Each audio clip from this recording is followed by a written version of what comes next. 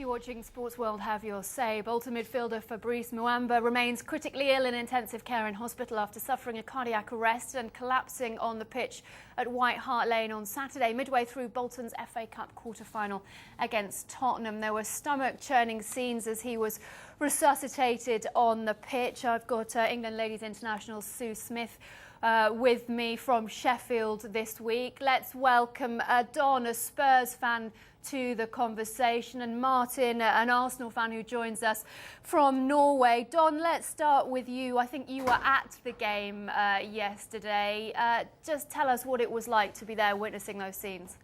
Yeah, I was at the game. I was in the North Stand at Tottenham, which was basically the other end of the ground from where the incident actually occurred. Like, I was there with my son yesterday. And the ball had just gone out. We believe it was for gone out. The ball had gone wide at the Bolton end, and then suddenly you just saw Fabrice Muamba he just went flat down on the ground. His face just hit the ground, and it was like as if he was shaken on the ground for a second. And then you could see Luka Modric, who seemed to be the closest player to him, and he immediately just called to the benches, and then got the referee's attention.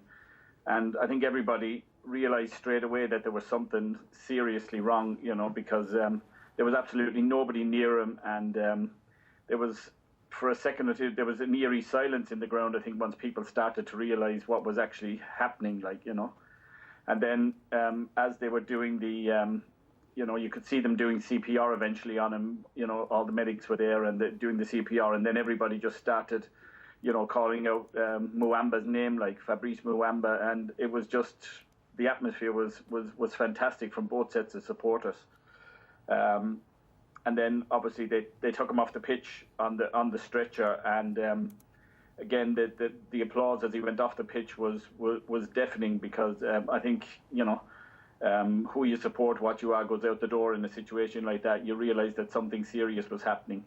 I must say there was a couple of people at our end of the ground. I don't know what planet they were on, but they were more concerned with the fact that the referee had called the game, had called half time instead of playing the injury time. And everyone else is saying, like, football goes out the door. We don't care about the match. Just let's find out what's happening to the guy, And then obviously the whole time then, and then they announced it eventually, probably about 15 minutes in, but nobody seemed to go for a half-time cup of tea or anything in the ground. Everybody was just, trying to get information as to what was happening. And it was just, the atmosphere was, as I say, it was an eerie silence to begin with, and then the round of applause was absolutely fantastic, and that is something that will stay with me as well for a long time. That people, at the end of the day, it was we mightn't have supported. He was a Bolton player. He's not one of ours, but it doesn't matter in that instant. That goes out the door. Everything like that goes out the door. And to see the reaction of the players, we say at times that they're overpaid and whatever else, but those guys were visibly affected by that. There was tears on the pitch. There was guys praying on the pitch, and there was no way that you could have asked them to come back out and get on with it. It's totally the right thing was done. I think Howard Webb handled it brilliantly. Everybody seemed to handle the whole thing brilliantly, and we can only hope that Fabrice Muamba recovers from this. Yeah, I have to totally agree there. I think Howard Webb did exactly the right thing. I don't think you could have played on. I think psychologically, the players would have been affected. I think, obviously the officials, the crowd, and I think they had to call the game off. And you could see from the reaction of the fans, the reaction of everybody. And I think the way that the football world has come together is actually really nice to see. And not just the football world, I think the world in general, everybody sending their well wishes, and like you mentioned, football goes out the window. It doesn't matter. It's all about Muamba, and it's all about getting him well and getting him right again. And I think you go to a football match expecting certain things, but you never expect to see somebody just drop down like that. You expect injuries and sometimes serious injuries, but when it's a case of this guy's fighting for his life, I think that's when we all know how serious it is and how horrible it was to see. Yeah. Definitely, and even walking down the road to the station on the way home, it was eerie in a sense that people just wanted to know what was going on, and everybody was left. Obviously, people themselves didn't know in the ground what was going on, and it was a total sense of shock, I think, And nobody mentioned about the match itself. When has it been replayed, about tickets or anything like that. There was no mention of that, which was fantastic. And I personally don't bother me about the tickets if they said, like, the next match, when they replay the match, if they do replay the match. And I just hope they do it like a charity thing or whatever, to go to some kind of charity that might help people with whatever this illness is that maybe he has. Yeah, that's really nice to hear. You said there was a couple of fans that were saying, why is the match being called off? Was that literally just a couple of fans? Was it? Yeah, two people, literally two people in the North Stand where I was. And, the rest of the people around, we made a bit of a joke saying we'd make a collection from at the end, like, if they're that worried. But I honestly think when they sat and thought about it, I would think 5 minutes after that, when they were downstairs, maybe, they probably thought, I would imagine they realised the seriousness of it, like, Yeah, definitely. I just think it's, like I say, it's a sad thing, and it's nice to see everybody pulling together. And like you say, whether you're a Spurs fan, a Bolton fan, it didn't matter. It was just about this guy on the pitch, and everybody wanted him to, to get better and stay well. And I think the fact that the quickness and the sort of reactions of the medical team, I think was so good from both sets of, teams at the Tottenham and obviously the Bolton. And I think, their reactions have potentially, kept him where he is today. So, I know he's critical, but they've managed to sort of basically save his life in that first instance. Yeah, definitely. And let's hope and pray that he does make a full recovery. Without a doubt, without a doubt. It's certainly one of the most emotional weekends of football that I've been involved in, and that coming together of football is something that a lot of people have been talking about. Happy Rock Thompson has sent us a message on Facebook saying, except for one or two idiots, this is when I truly love humanity. The outpouring of love and prayers that everyone has sent out to Fabrice makes me proud. I want to say, and I hope the BBC gives special mention to Tottenham fans for their love and prayers. So that's a special mention for you there, Don. Let me bring in Martin, an Arsenal fan who joins us from Norway. What did you make of those scenes that you witnessed yesterday? It was definitely the right thing to do to call off the match. Nobody wants to see something like that happen. He's around my age and definitely much more healthy and fit, and still he can collapse like that because of his heart, and it's not something you want to experience. And I think both for the players and the fans around the stadium, it was a difficult experience. Well, I think we can cross live now to the London Chest Hospital, where Fabrice Muamba is in a critical condition in intensive care. Our reporter Sangeeta Maiska is there for us. Sangeeta, just bring us up to date with the latest and what we've heard today. Yeah, Amanda, a little bit more information, more detail coming out tonight from the hospital. We're told that it took 2 hours for Fabrice Muamba's heart to be restarted and then work on its own. The line of events really was this. In the 41st minute of the match yesterday, he, of course, collapsed. Paramedics then came onto the pitch. They administered CPR. Defibrillator was then used. He was put into the ambulance. It was there that his heart was actually restarted, but it was here that the experts here at the London Chest Hospital were able to make sure that his heart was then working on its own. So all of that took a total of 2 hours. We're expecting a full medical update in the next few hours, which we'll bring to you. In the meantime, we have, of course, had an emotional statement from members of the club, among them Phil Gartside, who is the chairman of Bolton Wanderers, looking visibly upset. He thanked the fans for all of their support and said that the family had been drawing strength from those words and those messages throughout the last few hours. I know was there as well, and he spoke to reporters outside just a couple of hours ago. Yeah, it's been incredible. Not only and Phil, my chairman, will tell you, not only just from the football world, but everybody in general. It's, I think I've always said as well, I mean, it's great to be talented at football and everything else, but it's more important that you're a genuinely nice man, and everybody recognises that Fabrice is that. And I think that's what's brought everybody together. And again, I can't explain the amount of messages we've had, and for the family, sources of support. we at Bolton Wanderers, I think you all recognise, are very much a family club, but that support for Fabrice and his family, Sean, his partner, his young son, his father, the brothers and sisters, it's been incredible. And as I say, we can always continue with those prayers. We're very, I don't want to get ahead of ourselves, but if we can pull through, it'd be marvellous. It really would. Sangeeta, Owen Coyle and Phil Gartside understandably looking completely wrung out there, and people talking about football being irrelevant amongst all of this. Rightly it is, but actually this is very much football coming together, and I know a lot of players have been to visit the hospital as well today. Yeah, absolutely. Jermaine Defoe, the Spurs centre forward, was here earlier. He came in and left without making comment. It was interesting, just after the collapse yesterday, all of the players on the pitch began praying, asked the referee to stop the game. We know that the Bolton players have now gone back up to Bolton. They're supposed to start training tomorrow, but apparently some of them are still absolutely distraught, understandably. And the club has said that if they are not ready to get back into training, that will not happen. This has been a shocking event, both for the professionals and for fans, not just here in Britain, but around the world. Sangeeta, for now, thank you very much. Lots of you have been sending in your messages to us here at Sports World. Have your say. Soyabin Jiahui on Facebook says, may you have a speedy recovery. The league misses you. Please be back soon. Kazim707 has tweeted to us at BBC Sports Wise, Fabrice Muamba, we pray for you. Fast recovery.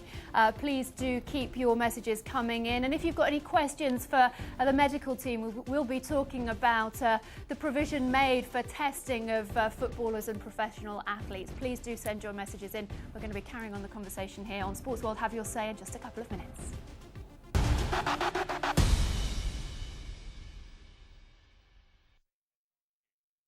So we've been talking about the football world across the board, tweeting their messages of support to Fabrice Muamba. The Arsenal captain Robin van Persie has had his say on Twitter, saying, I'm so sad about what happened to Fabrice Muamba. Played with him for a couple of years. What a great guy. Always a smile on his face. Please, Fabrice, bring that smile back. My thoughts are with you and your lovely family. He's not the only one. Arsenal Johan Djourou, a former teammate again of Muamba, posted on Twitter, love you so much, man. Keep fighting. Everybody, please pray for him. He's an amazing man and friend. Spurs' Rafael van der Vaart has said, terrible what happened with Muamba during the game. We're all praying for him.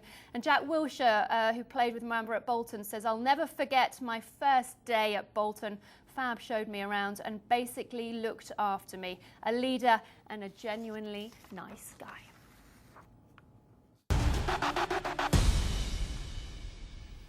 You're watching Sports World. Have your say. I think we can welcome Danny to the conversation, a Spurs fan.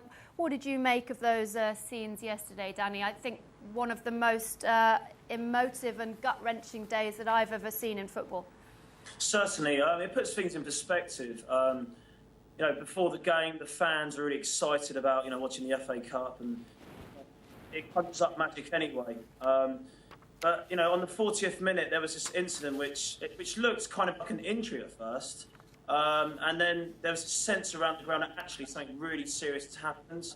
I was quite close to the incident itself, and looking around me, there were people in tears. It was heartbreaking actually, and thankfully the medics did what they had to do. Well, the Tottenham striker, actually, Jermaine Defoe, tweeted after the game saying, pray for Fab, God willing, he will pull through. And it's an interesting one after that yesterday. Howard Webb was removed from his duties as a fourth official today. Gary Cahill was playing for Chelsea today, and he said it all kind of passed in a bit of a blur. Sue, what do you think those events yesterday kind of impact they'll have on the players? I think they'll have a massive impact. I think anybody that was associated with that game, whether they're officials, players, people in the stand, I think you know, psychologically, that's going to have some sort of effect, you know, seeing your teammate or seeing anybody, you know, sort of drop down like that. And I think it was the right sort of thing for Howard Webb not to have officiated today, because I don't think he would have been in the right frame of mind. You know, that must have been an awful thing to witness. And yeah, I think it'll take a bit of time to get the heads around it, and I think also to call a game off as well on Tuesday again is another, you know, I think it's a good thing that they've done, and it's just hard for everybody associated with it, and I think they need to get the heads around, and you know, God willing, he'll pull through, and then everybody can, you know, then refocus and think about football. But at the minute, football just doesn't matter. You know, it's just about getting Muamba right again and getting him fit, and I think that's what everybody's sort of thinking. You know, football is just, it's irrelevant, isn't it? Do you think it would have an impact on a player now running for a ball, and would they suddenly question their fitness?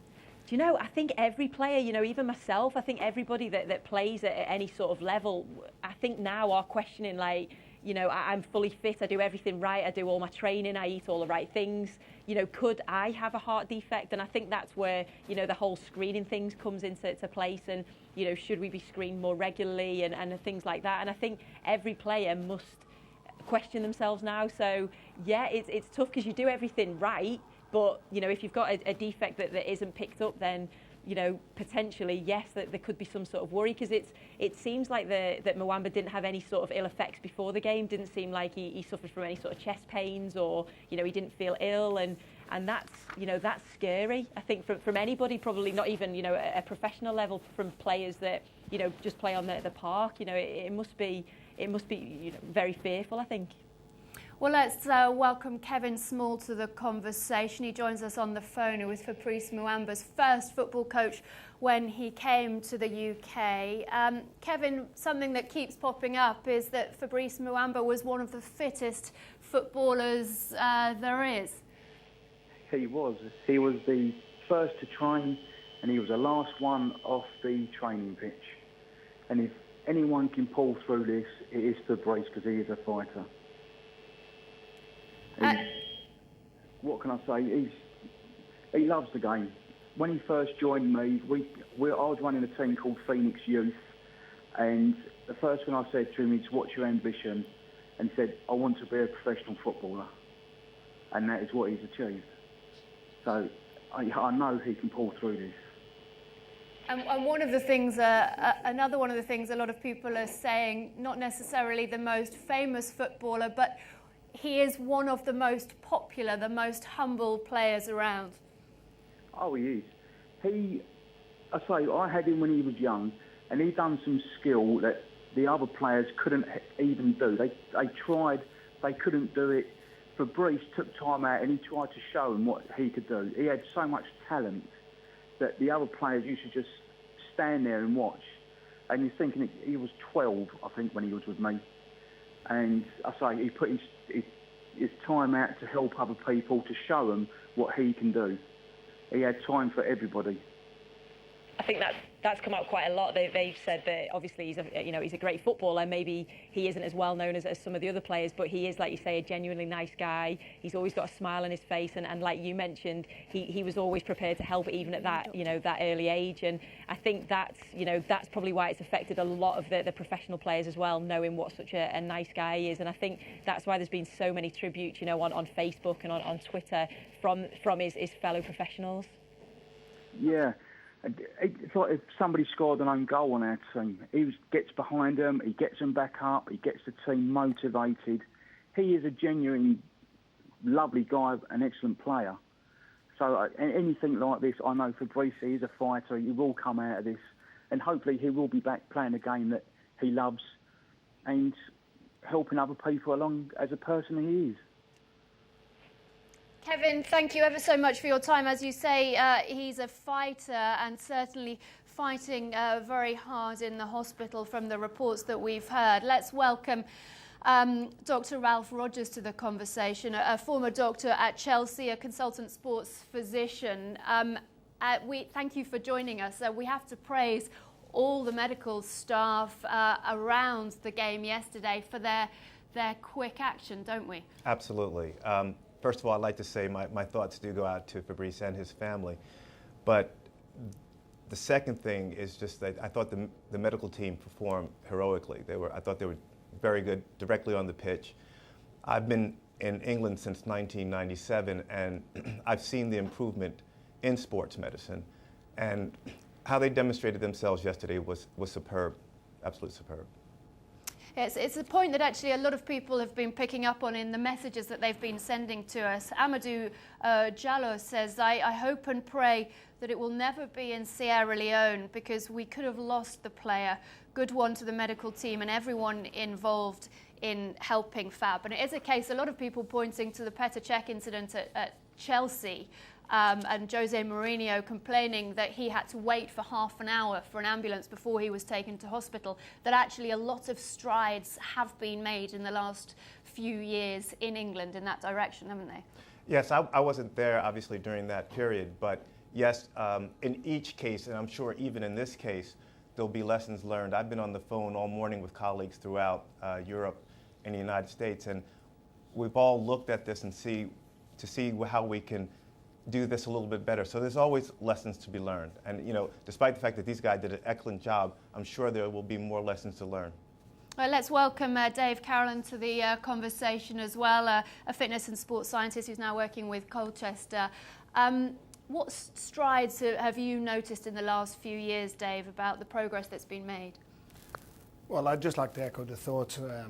All our thoughts in the football family are with Fabrice Muamba. But over the last number of years, we have seen significant improvement in what's available to clubs to be able to help them deal with incidents like this, but also in the screening that they do. He's probably been in the safest place yesterday with there's so much medical attention around him, and it's at a Premier League level.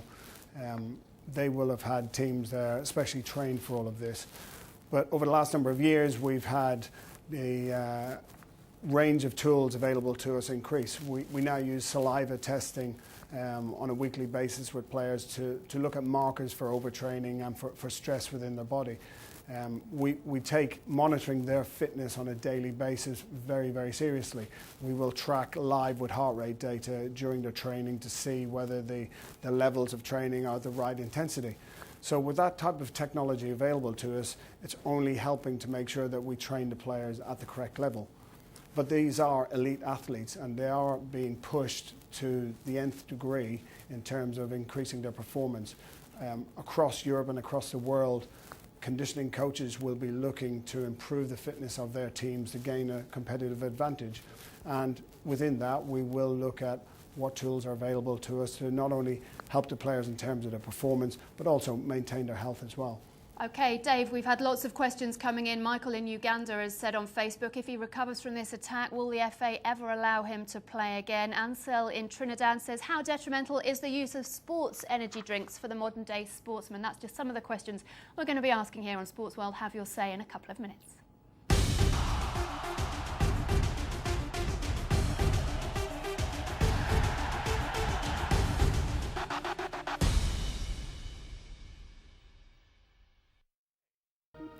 You're watching Sports World. Have your say with me, Amanda Davis. I've got Sue Smith with me from Sheffield this week, and welcome along to the programme to Dr. Ralph Rogers, a consultant sports physician, a former Chelsea doctor, and to Dave Carolan, a fitness and sports scientist now working with Colchester. Lots of you have been getting in touch to send your messages to Fabrice Muamba, who suddenly had that cardiac arrest on the pitch yesterday.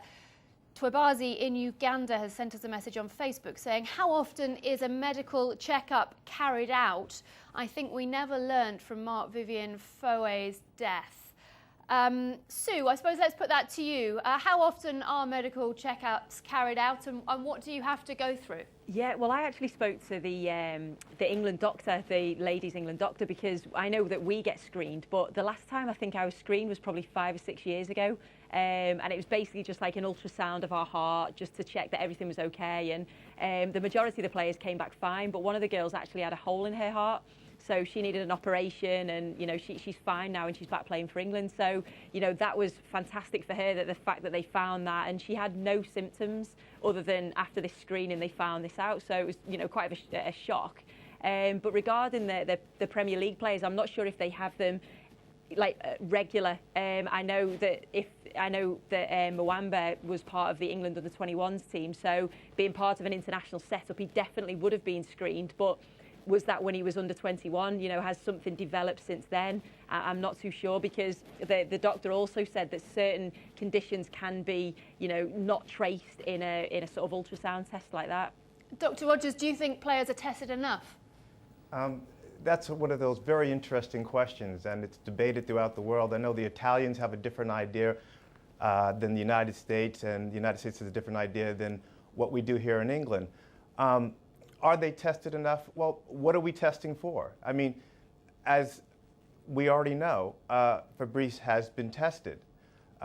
It's a lot of things that you're not going to find. And if he's tested, what about the bigger public health issue? I mean, even the five-a-side footballers, even the weekend warriors, should they be tested? So we have to put this in perspective a bit. This is a very rare event. I believe they should be tested on this level. The cardiac screens, the echoes, the ECGs, to see if they have certain kind of conditions. Now, I'm not here to speculate, and I think it's we shouldn't speculate about why he collapsed or what condition he did have. I know there's a lot on TV about what he might have had, what he might have had as a condition. I'm not here to say that, but I think we have to put this in perspective. We have to consider this type of situation rare, and we have to look at the bigger picture about why we're screening and what we're screening for. Do you not think that we could potentially go the Italian route, though? I think you mentioned that earlier, where I know that they have to screen every professional athlete every year, and they have to get a certificate that passes them fit to play. Do you think that maybe that's a way that we could go in this country? In this country, It's a public health debate, because we barely have money for other things that are very important. Not to say that sport's not. Believe me, I went into sports for the general public health. So where does this all end? Do we, like I said earlier, do we offer echoes and ECGs every year for every weekend warrior, every five-a-side player? So I think we have to be very careful about what statements we make, even us professionals, about what statements we make, because we do not want to inflame the situation. Again, this is a very rare event. Yeah, I totally agree. I do think that, obviously the Italian way of doing it, I think they look at the elite athletes and the professional athletes, because, I think it was mentioned earlier that, we put our bodies through absolute intense exercise. They're putting their bodies to the ultimate limit. So is there a chance that, that they would have the heart condition maybe more than, or things would occur more than maybe the five-a-side player or the player on the street? So would it be worth more doing it for the professional athletes? Also, one of the problems with this whole situation is, in this debate, oftentimes we're arguing statistics, and then we're arguing the cost-effectiveness of doing these tests.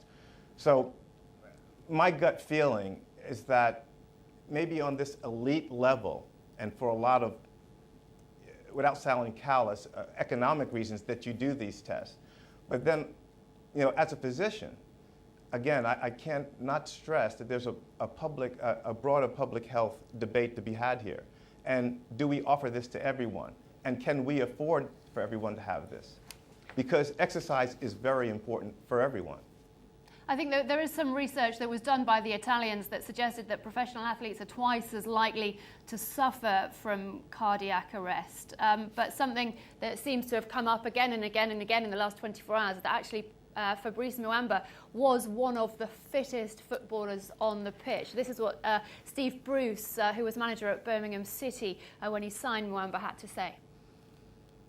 It's quite ironic. It was arguably as good as I've ever had of being able to get up and down the pitch with these fantastic fitness levels and energy what he brought to your team. He's quite remarkable lad, a great lad, and we do wish him the best of luck, and let's hope he pulls through. Well, let's welcome Mitchell Cole to the conversation. Mitchell was forced to retire from professional football last year as a result of a deteriorating heart condition. Mitchell, do you think players are tested enough? I mean, I was tested at 16 years old going into West Ham. When they take you out of school and onto your scholarship, they routinely, they give you the scan. Past that, I didn't have any more because they found it in me and I left West Ham. I don't know if there's a continued programme of it, but I do think if there isn't, there should be, because my condition personally might not be picked up in the first scan because it doesn't develop until you're in your teens. So if you're a late developer, at 16 years old when they're scanning you, 15, 16 years old, it might not even show. So maybe 2 years further down the line, you have another scan, you can rule out my condition completely just through doing that extra scan. Dave, how much weight do you give to the argument that this is more common amongst professional athletes, and why would that be? I think it's going to be more prevalent in terms of it'll get more coverage because it'll be obviously recognised worldwide. Mark Vivian Foe, Phil O'Donnell at Motherwell both collapsed on the pitch and unfortunately died. But we also had a young girl in Essex last week in a PE exam who caught a ball on her chest, and that caused the same problem. So to echo what the doctors just said, there is a public health issue here to have a look at. But within the game of football itself, and the Premier League and the Football League do probably have the resources to be able to fund some kind of screening program that could be put in place probably every 2 years to be able to track players and to see whether there are any changes in their heart condition. It's not that we're going to necessarily pick up all the conditions that are going to be out there. You know, we can still have these, as I said before, catastrophic events that happens, you know, where a player can get hit with a ball, which is a projectile moving at extraordinary speeds on the pitch, which can then cause, you know, a reaction within the chest cavity and within the heart. And while we do all the training that we can to make these players as robust as possible, there's nothing to say that we won't have these, you know, strange occurrences happening. It has to be said, a lot of the messages coming in are calling for routine screenings of professional footballers. Yon in Jamaica has tweeted us using the hashtag SWHYS, saying this is happening too often now. Feels like Mark Vivian Foe again. It's about time footballers get routine heart screenings. At Stephen Cooks has tweeted saying, I have a heart problem at risk of collapse during exercise, caught on ECG. Screening vital, and Chris has tweeted to at BBC Sportswise saying, is there any screening that can be done that isn't? I'll put that to you, Dr. Rogers. Is there anything more that you would be aware of? There's been some talk about doing some genetics, genetic testing for the gene that might be mutated. There is you can also do an MRI as well. You can go on and on and on. And as Dave said, you can, with the Premier League, they have the resources, they can do that. But again, where does it stop? So there are further tests that can be done. Okay, what do you think? Would you like to see more routine screening implemented in the professional game, or what do you think lower down through football? Please do get in touch with us in all the usual ways. We'll be back in just a couple of minutes.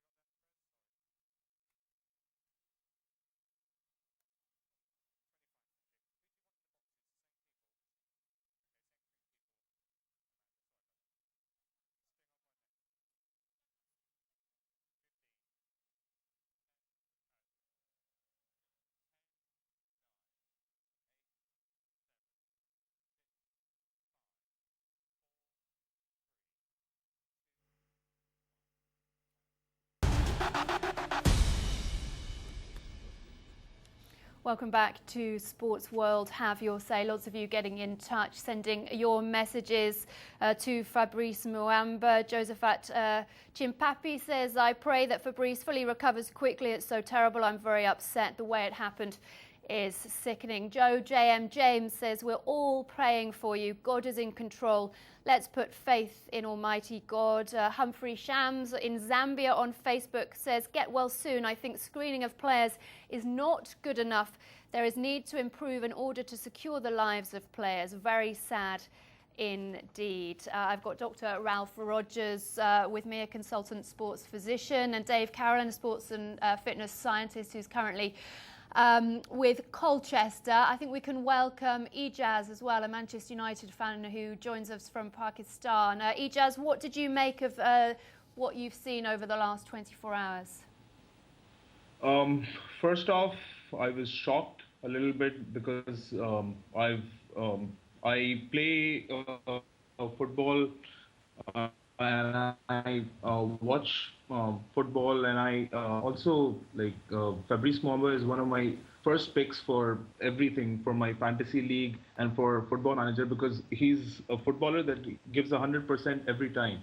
And I was pretty shocked when I heard news about him collapsing. I didn't watch the match, but first off, I was very, very surprised that, you know, he is a very young player, and I hope that he makes it back at some point, hopefully pretty soon, by the end of the season. But at the same time, you know, there's this thing about football and... Hello? We're still here. Carry on, Ijaz. We're still here. Okay. There's this thing about, you know, footballers who you know, suddenly just collapsing. I mean, there was, I think, Daniel Puerta, and there was Danny Harkey, and then Fabrice Muamba very recently, and Phil O'Donnell. So these are all very isolated incidents. I mean, there are so many matches taking place, and, you know, these are high-profile incidents which come to light. But again, they're just 4 or 5 incidents. I don't think it's that big a problem in football. Dr. Rogers, I don't know whether you want to come back on that. I think that was a great point. The gentleman made a fantastic point, which I was trying to highlight before. These are rare events, but when they do happen, especially in fit young men, it takes on just another dimension. And it seems like it happens all the time because it's such a high-profile case. And to take it a step further, we talk about the Prem, but what makes the Prem much different than the Champions League, which makes it much different than the first and second division? These are all professional athletes. Do we also offer these professional footballers the same ECGs, MRIs, genetic testing, echoes? It goes on and on and on. So I really appreciated what that gentleman said. It just highlights the fact that when it does happen, it's sad, but these are rare events, and there should be testing, but there has to be some sort of balance here. Well, Mitchell, I'm going to come back to you on that in a moment, but let's just bring a point from Dinko in Uganda, who sent us a message on Facebook that said FIFA need to enact the law that says players must go through a physical examination, including heart screening, before a match starts, so as to prevent such unprecedented things. Mitchell, do you think it's fair to implement different levels of screening across the different leagues? Well, no, because I'm standing testament to the fact that the screening programme should be in place. If I'd have been at a lower league club and I might not have received the screening, I'm still walking out every day on that pitch, rolling the dice, whether or not I'm going to make it off the pitch. Yeah. So I don't understand why there should be any sort of discussion on screening every single player who steps out to a football pitch. If he's putting his life at risk and it can be prevented, what's the argument? Dr. Rogers, I don't know whether you want to come in there. It's what I can say. It's a very emotive issue. I'm not against screening. I don't want anyone to think that I am against screening. I just want people to understand that there's a cost benefit here, and it's not like we as a society can afford to screen everyone the way you would want them to be screened. Now, I hate to say that, but that's just a fact. George in Ghana has sent us a message on Facebook saying, I'm really impressed with the urgency with which the English FA has handled the Muamba incident. I hope the various FAs across Africa learn a valuable lesson from this and make ambulances available at match venues across Africa. But then Valeria has sent, on the other hand, I really wonder why Muamba's condition wasn't directed earlier or detected earlier, I think it maybe means. I think this situation should bring more awareness about the regular checking of players. And then Fafa has tweeted, this is what happens when humans are pushed beyond the limits. Dave, is there any danger of that? Players are pushed too far? I don't think so, not with the monitoring tools that we have available to us nowadays. And in fact, we rely on the players to feed back into us how they're feeling, how well they've slept overnight. Are they feeling unwell at all? Do they feel like they've recovered fully from the day before? And just to take the great rugby legend Mervyn Davies, who died on Friday, he died of a brain hemorrhage or had a brain hemorrhage in the middle of a game. He didn't die of a brain hemorrhage, but had a brain hemorrhage in the middle of a game. So suddenly we open up the kind of Pandora's box of what are we screening for every single condition that could possibly affect an athlete when they go on the pitch, whether it's a heart condition or a brain hemorrhage, or if they have some other condition that we may not even be screening for at the moment, but could lead them into position that their life is put at risk. I think that what the clubs are doing now in terms of going worldwide, Premier League clubs are going all around the globe to seek out best practice, and that's in both medical provision, sports science provision, coaching, education. They're looking for what they can take from other sports. They're not resting on their laurels and just leaving the players to their own devices. They're actively pursuing the cutting edge support service to make sure that these things don't happen. But unfortunately, they still do. Mitchell, do you take any heart from that, hearing something like that?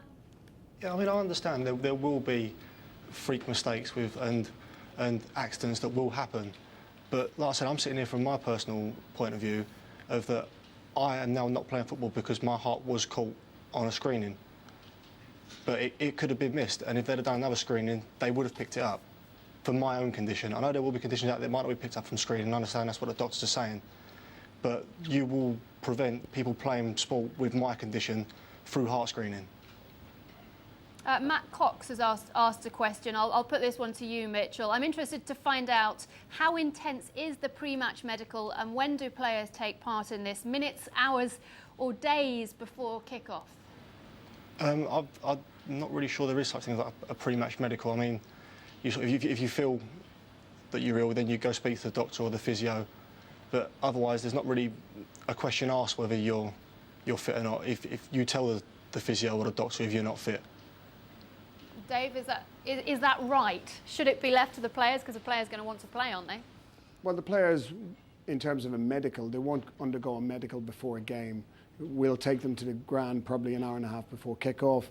We'll run through a routine and a programme up until we go out to warm up 45 minutes before kick-off.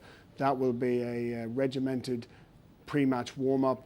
And all the time there's eyes and ears looking at the players at how they're playing, how they're performing, how they're feeling. We'll be asking questions. We won't ask too many questions. We're not trying to make them, hypochondriacs, that they think there's always going to be something wrong.